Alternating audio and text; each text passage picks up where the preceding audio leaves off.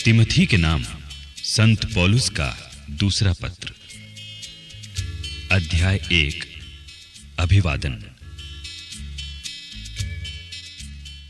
ये पत्र प्रिय पुत्र तिमोथी के नाम पौलुस की ओर से है, जिसे ईश्वर ने इस बात का प्रचार करने के लिए ईसा मसीह का प्रेरित चुना है कि उसने हमें जीवन प्रदान करने की जो प्रतिज्ञा की थी वो ईसा में पूरी हो गई है। पिता परमेश्वर और हमारे प्रभु ईसा मसीह तुम्हें कृपा, दया तथा शांति प्रदान करें। धन्यवाद।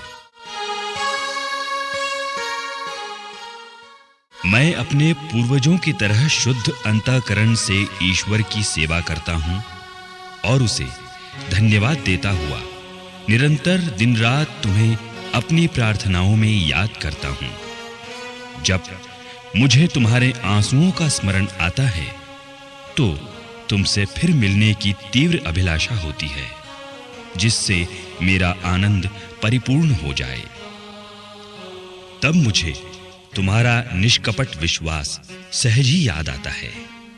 ये विश्वास पहले तुम्हारी नानी लोइस तथा तुम्हारी माता यूनिके में विद्यमान था और मुझे विश्वास है अब तुम में भी विद्यमान है।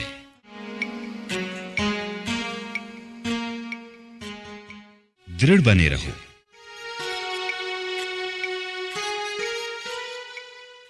मैं तुमसे अनुरोध करता हूं कि तुम ईश्वरीय वरदान की वो ज्वाला प्रज्वलित बनाए रखो जो मेरे हाथों के आरोपण से तुम में विद्यमान है।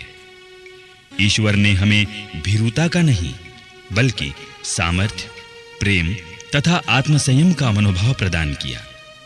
तुम न तो हमारे प्रभु का साक्ष्य देने में लज्जा अनुभव करो और न मुझसे जो उनके लिए बंदी हूं, बल्कि ईश्वर के सामर्थ्य पर भरोसा रखकर तुम मेरे साथ सुसमाचार के लिए कष्ट सहते रहो।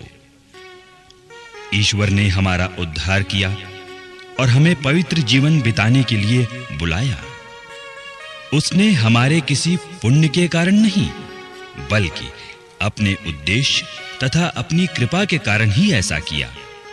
वो कृपा अनादिकाल से ईसा मसीह द्वारा हमें प्राप्त थी, किंतु अब वो हमारे मुक्तिदाता ईसा मसीह के आगमन से प्रकट हुई है।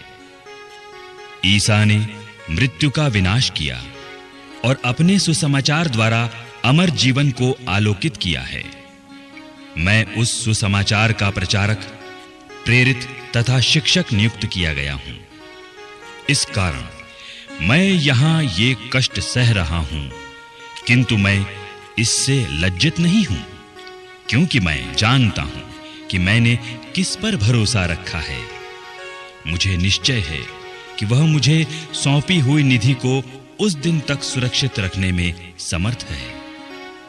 जो प्रामाणिक शिक्षा तुमको मुझसे मिली उसे अपना मापदंड मान लो और ईसा मसीह के प्रति विश्वास तथा प्रेम में दृढ़ बने रहो। जो निधि तुम्हें सौंपी गई उसे हम में निवास करने वाले पवित्र आत्मा की सहायता से सुरक्षित रखो। तुम जानते हो कि एशिया में सबों ने मुझे छोड़ दिया। उसमें फुगेलुस और हेर्मोगेनेस हैं। प्रभु की दया ओनेसिफोरुस के परिवार पर बनी रहे, क्योंकि ओनेसिफोरुस ने मुझे अक्सर ढारस बंधाया। वो मेरे बेड़ियों से लज्जित नहीं हुआ, बल्कि उसने रोम पहुंचकर मेरा पता लगाने का कष्ट किया और वो मुझसे मिलने आया।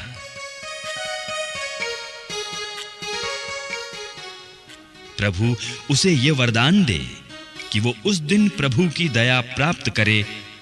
उसने एफेसुस में मेरे लिए जो कुछ किया वो तुम अच्छी तरह जानते हो।